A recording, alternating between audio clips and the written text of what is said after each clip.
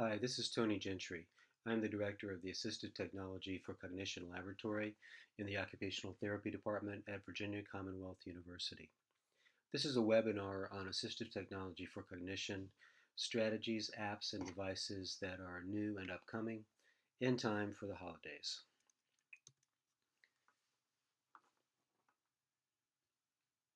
As usual, a disclaimer that no company is influencing these recommendations or pushing me to say anything here. We'll focus primarily on Apple and Android products because they are the big boys in the market just now.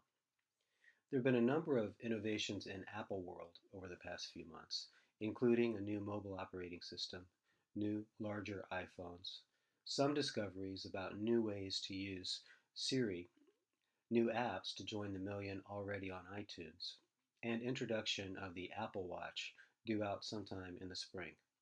Let's take a look at how these tools can serve us as assistive technologies for cognition. The new mobile operating system for Apple phones, iPods, and iPads is number 8. The big changes it brought allow people who used Apple computers and mobile devices to easily share their documents across those devices. You can also now make Wi-Fi connected phone calls in areas where a cell signal is low. iOS 8 adds a new Tips app to your screen, and if you want, will throw up a quick tip from time to time to teach you how best to use your phone or tablet. You'll see a health app too, which is designed to aggregate data from various body-worn monitors. Not too useful now, probably meant to go with the watch whenever it appears. One hidden feature that I like on 8 was made to the guided access setting in accessibility. Before, you could use this setting to limit the apps that a particular user was able to access. So you could keep someone from playing a game when you wanted them to focus on their homework on their iPad, for instance. Now you can add a timer to that setting so the other apps become available when the time's up. For people who accidentally press the home, volume, or on-off buttons on the device, you can turn those off too. And you can even mask a part of the screen in a particular app to keep the user focused on one part of that app. This solves some of the nagging problems we've faced in helping people avoid distractions on iPads. There are good YouTube instructional videos that can show you how to enable this feature if you're interested. Another good new idea is the ability to add photos to entries in the onboard Notes app. You just open a note, tap and hold the screen, and an option comes up to insert a photo. Tap that, choose the photo you want from your camera folder on the device, and it shows up on the note, like this jar of peanut butter here. In the past, because Notes was text-based only, it was only useful as a to-do list or step-by-step instructional tool for people who could read. Now, I can imagine using the Notes app to build sequential picture prompts. You could create a note with a person's picture, add some information about the person on the note, and use that as a reminder for those who forget names and faces. And of course, as with this slide, you can always make photo-based grocery lists. You can use PowerPoint or other add-on apps to build instructional slideshows, and now you can create a slideshow directly in the Photos app of your device. You just open the Pictures folder, tap the pictures you want to use in your slideshow. A check mark appears next to them. You then tap Slideshow, and all of those pictures fold into a slideshow automatically. You can name it, keep it in a folder with other slideshows, and play it when you want, right in the Photos app. It's not a fully featured tool. You can't add text or audio, for instance. But if you just need a sequential picture prompt, it can work in a pinch. You may have read about the New York Times article in which a woman wrote about her son who has autism and how he has fallen in love with Siri on his iPod Touch. At first, when you read it, it's surprising, and then you go, of course, brilliant. This 9-year-old boy, obsessed with trains and bridges, discovered that he could ask Siri questions all day long about his favorite things, and she would tirelessly answer him. Because you have to speak clearly to be understood, Siri is helping him improve his diction.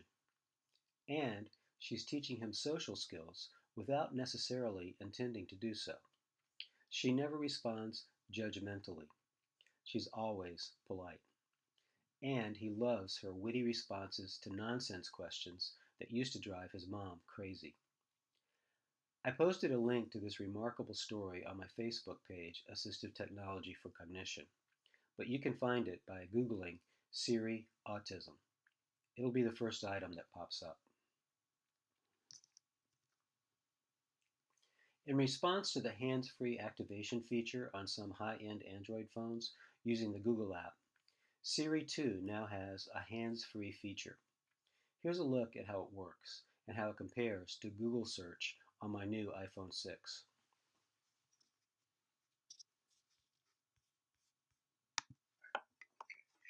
So as you probably know, you can press and hold the home button on an iPhone to talk to Siri.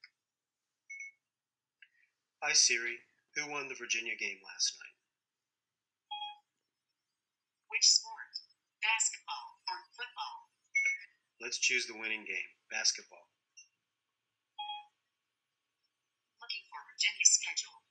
Virginia defeated LaSalle in the Barclays Center Classic by a score of 64-56 yesterday. Thank you, Siri. That's nice of you to say. In the new iOS 8 operating system, Apple has followed this in the footsteps of Google and allowed a hands-free version of Siri. So in order to use a hands-free Siri, you have to plug it in first. Hey Siri, who won the Virginia football game last night? Looking for Virginia's schedule. Virginia lost a close one to Virginia Tech in the Commonwealth Cup yesterday. The final score was 24-20. Hey Siri, find a donut shop near here. Looking for donut restaurants. I found quite a few donut restaurants fairly close to you. The first one is Krispy Kreme on Price Way, Richmond. It's less than 2 miles east. Do you want that one? Yes. Perfect. I can call that location, or get directions to it. What would you like me to do? Get directions. Getting directions to Krispy Kreme. Hey Siri, what's the temperature now? It's 48 degrees Fahrenheit right now. The Google app, which is free on Apple devices and of course on Android devices, works similarly to Siri. You can simply say, hey Google, who won the Virginia game last night? Virginia lost to Virginia Tech 24-20. Hey Google, is there a donut shop near here? And you can see it's instead of bringing me up a list of donut shops, it's sent me websites that have donut in the title. Hey Google, what is the temperature now? It's 52 degrees in Richmond right now. Since the best use of this hands-free feature may be for people with severe mobility impairments, maybe controlling home environments, phone calls, and text from a wheelchair, I really hope they can figure out how to make this functionality work without plugging it into the wall. But for now, that's where we're at. Speaking of the iPhone 6, unless you've been hiding under a rock, you know these larger versions of the iPhone are now on the market. Their cameras are better. Because they're bigger, some people are finding that they can do most of their reading, gaming, and even some word processing on them, making them decent iPad substitutes. There's a 16 gigabyte model, and then for an extra $100, a jump to 64 gigabytes. With apps eating up so much memory these days, I'm afraid you'll want to get the 64 gigabyte model. And as always, when there's a new iPhone, the old ones get cheaper. So now you can pick up an unlocked iPhone 4 or 4S right around the price of a new iPod Touch and use it disconnected from a phone plan as an iPod Touch. Or if you upgrade, maybe you have a family member who can inherit your old phone. I'm hoping some of you have discovered some new killer apps for Apple devices that you can share with me on my Facebook page. But I haven't found much that improves on the list we previously shared. With iOS 8, you can now add custom on-screen keyboards like you could always do with Android devices. A good add-on is SwiftKey, which allows fast swipe typing. Another, Swipe, does the same. I'll talk more about Google Maps in a minute, but it's still better than Apple's native Maps app, and you'll want to download that if you're an Apple user. My wife has been using Seize the Day in her work with veterans who have brain injuries. It's a simple to-do list and organizer with a user-friendly interface. Touch Voice is one of those apps that offers phrases that you tap to have them spoken out loud for you. This one was designed to be used in a hospital by people who have trouble speaking. So the phrases are medically appropriate. $20. And a speech therapist I know turned me on to iConverse, a $10 app that allows you to create picture prompts with spoken word captioning. I'll be adding these apps to the list we previously shared. Finally, I couldn't leave this discussion of Apple innovations without mentioning the iWatch. Well, they're just calling it the Watch now. It's due early 2015, starting at $350, and I have to admit, it is a beautiful thing. Coming in 3 flavors, including one made of gold. The idea is to link the watch via Bluetooth to your Apple device, which I guess you'd keep in your pocket or backpack. The device sends alerts and messages to the watch face. The watch includes sensors on its back to track your steps, sleep, heart rate, and other health parameters, feeding that data back to apps on your device. Sounds promising in some ways. I'm still wondering if you'll need to be pulling out your iPod Touch to watch instructional videos and do some of the other things that we've talked about. Or will things like that run directly on your wrist? I guess we'll just have to wait and see. Well, that's my rundown on Apple for now. Let's discuss Google World for a minute and these new developments with Android products. Well, finally, anyone can buy Google Glass. On Amazon, these little video computers that look like glasses start at a little over, well, $1,430 is the lowest price I could find. You can add on prescription frames, and there are about 50 apps in place designed just for this product. But it's still not entirely ready for prime time, it seems. A lot of questions.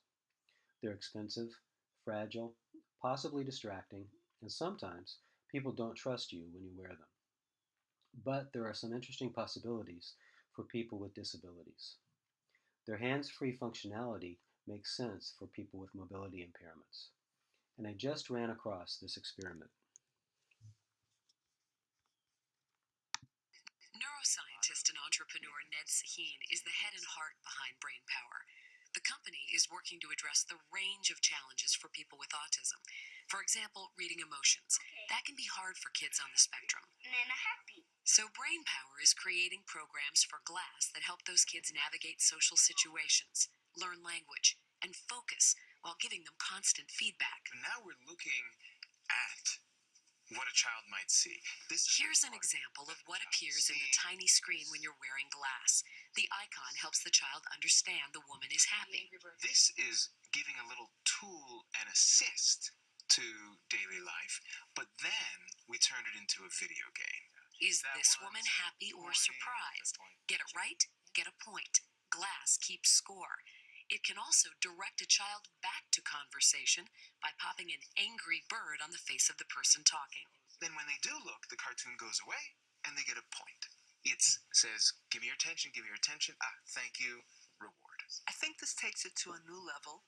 Autism specialist Dr. Martha Herbert makes the child engage with the world around them, which is so helpful because it supports them to engage, but it makes it happen. And unlike an iPad that requires the user to look down at the screen, Google Glass actually encourages the child with autism to look up, to make eye contact. And the built-in motion detector can sense every time he or she looks at the person who's talking. It's heads up and in a way, it gets out of the way. I really wanted to see what it was all about. Zuleika already sees a difference. Happy and sad. She's hoping long-term glass can give her son Ryan a boost that helps him focus, learn, and have more fun, which is precisely what the Brain Power team envisions. Day in, day out, little lessons like that, they get used to it, and eventually this becomes part of daily life. You can't buy this app for Google Glass yet, but hopefully soon. Google Maps is probably the best navigational app on the market, and you can run it on Android or Apple mobile devices. You can use it as a pedestrian. There are traffic updates sent from the Waze app now. Quick links to businesses nearby are offered, and you can overlay satellite images on the map, which can help people who need visual cues to find their way. Android continues to lag Apple in accessibility features, but their new operating system adds 2 new tools for people with vision impairment, as shown here.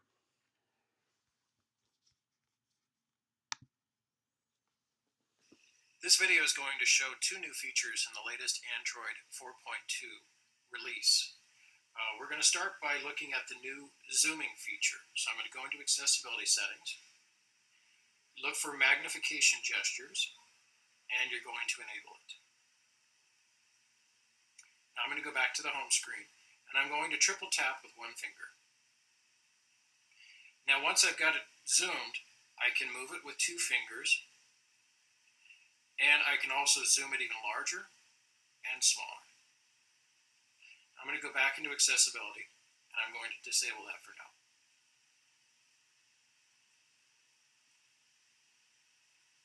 The other thing we're going to be looking at is, in the past, it was a bit difficult to enable TalkBack without the help of someone that was sighted. So what they've done is they've incorporated a new shortcut. So we're going to go into the accessibility settings and look for accessibility shortcut. And we're going to enable that. Now I'm going to go back to the home screen. The way this works is first I'm going to hold down the power button until I hear a sound. Now I'm going to hold 2 fingers. Keep holding down 2 fingers to enable accessibility. Finger set home screen 3. So now accessibility, the TalkBack ring TalkBack gestures changed. is on. And now I can Play my lot, image 44. use it the way I normally would. Go payment. And those are the 2 features.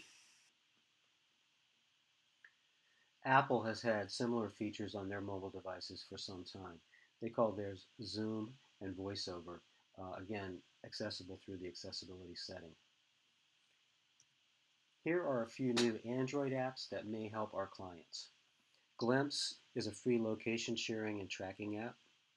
Floating Stickies provides color-coded sticky notes on screen. AnyDo is a good to-do list with an easy-to-use interface. Ovo Timer provides a visual countdown timer for people who have trouble tracking time when they're doing tasks. And though there is still no good video editing app for Android tablets, Androvid Pro at $4.99 is a good basic one. As you know, in the Apple products, iMovie has been a mobile app for some time. Finally, you may have heard that Microsoft has finally made abbreviated versions of Office applications available for free to Apple mobile users. You can get a fully featured version if you subscribe to Office 365. If you want Word, PowerPoint, or Excel, you can download them for free separately from iTunes. Versions for Android devices are expected by the end of the winter. There are a few things to keep in mind if you're thinking about buying a new tablet for the holidays. Keep in mind that Amazon tablets are not unlocked to all Android apps. Kids' versions of Android tablets have little memory, cheaper hardware, and sometimes childish cases that make it difficult for it to grow with the child. 16 gigabytes of memory, which used to be huge, may not be enough anymore because of the size of the apps that you're downloading.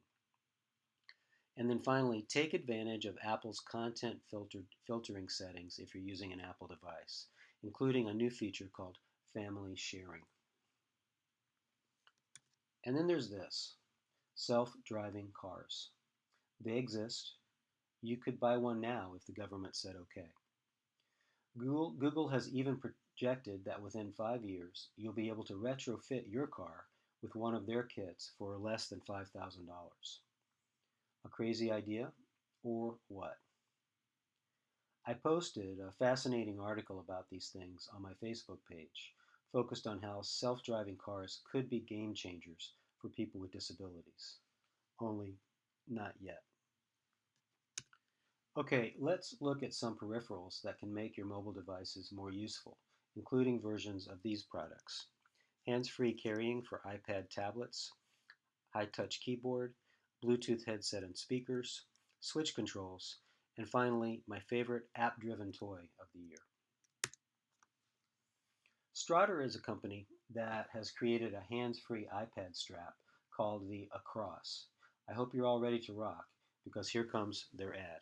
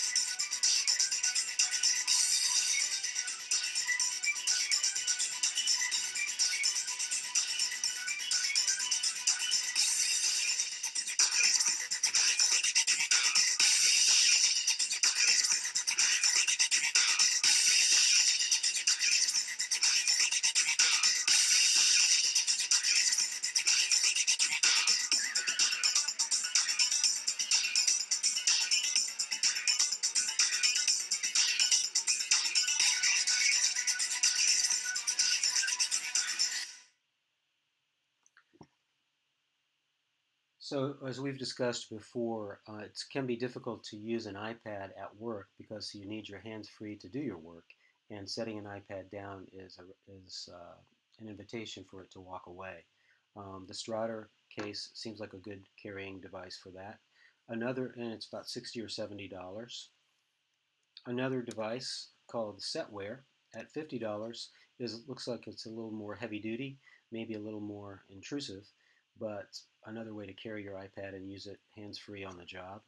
And there's a device called the TFY hand strap, one of many hand straps that are available for tablets. This one's $15 and velcros to the back of your device. There are lots of options for wheelchair mounts for tablets and smartphones. Snake clamps are inexpensive, but can be a little wobbly to type on. The Joy Universal Clamp is probably the gold standard. Really steady, adjustable, but expensive. People complain that typing on the glass screen of an iPad can be slow. The Touchfire keyboard, made of silicone and rubber, gives that sense of touch we've been missing, as shown here. Using the Touchfire screen top keyboard. It weighs almost nothing. It's thinner than the iPad smart cover, and it's so flexible that it can live right in the cover. Yet it enables you to type as fast and accurately as you can on a laptop, without looking at the screen. And it's quiet and super comfortable as well. When you need Touchfire out of the way, it gets out of the way, so you can always use the entire screen. Touchfire is completely transparent and even allows you to drag and swipe right through it. This works for the special characters on the keyboard and for all the other times when you want to swipe. We've put a lot of thought into this design. We use the iPad's built-in magnets to automatically align Touchfire on the iPad. Touchfire is made entirely of pure, high-performance silicone rubber. The wall thickness of the keys is less than half the thickness of a credit card, yet you can rest your fingers on them without accidentally triggering the touchscreen. As we developed Touchfire, we had to come up with completely new ideas in a number of areas. They turned out to be patentable. I'm happy to say the Touchfire is now patent pending. Touchfire puts the touch back into typing. Check it out.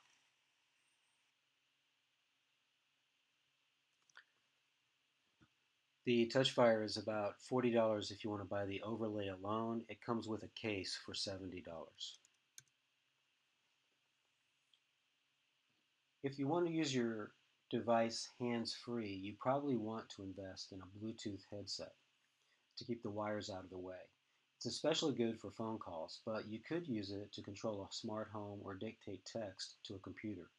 The Blue Parrot is a good one.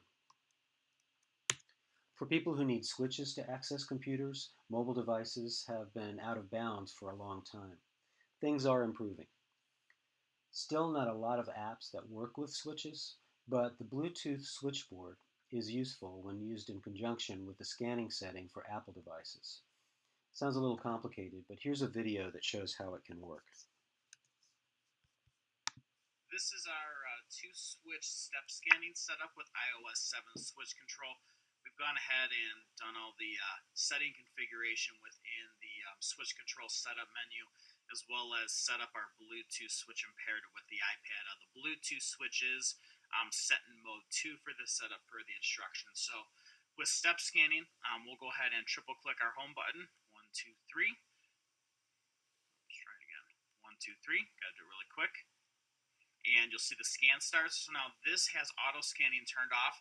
Our white switch is going to be our mover, and our orange switch will be the selection. What I want to show you here first is if no action's taken within 15 seconds that we set up in our settings, the scan disappears. You can activate either the white or the orange switch, so we'll just go ahead and activate the white one, and it brings our scan back. So as I mentioned before, the white switch is our mover, and it is doing the row column, so it's looking to group items together.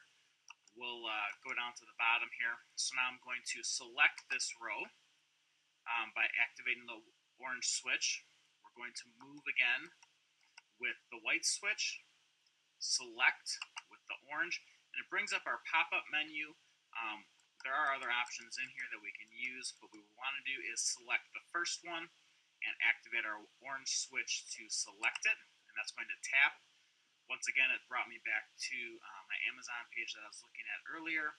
So if I activate the select and select the second time, it's going to bring up that menu. I'm just going to go over to home here, and that's going to take me back home. So the two-switch step scanning is a little bit higher of a cognitive load to, in terms of being able to decipher the moving and the selecting itself. You can plug slap switches into the Bluetooth and run those as well. Okay, that's my rundown of new ideas and innovations in the world of assistive technology for cognition. But couldn't help myself and had to share with you what, in my opinion, is the absolute coolest app-driven drone for holiday giving. Are you ready? Keep in mind as you watch this that these things have cameras and are driven from the bedroom by two kids using their iPod Touch and iPad.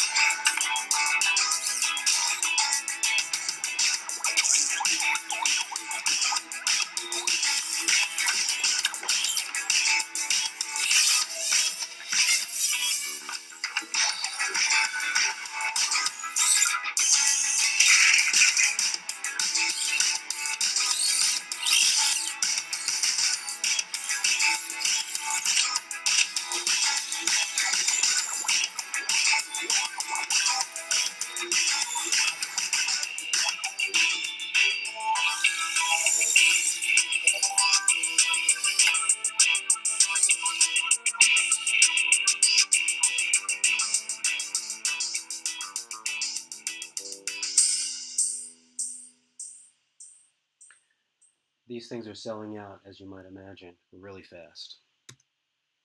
Okay, that's my rundown of assistive technology for cognition innovations over the past few weeks and months. Thank you and hope you all have happy holidays. We'll be talking again soon.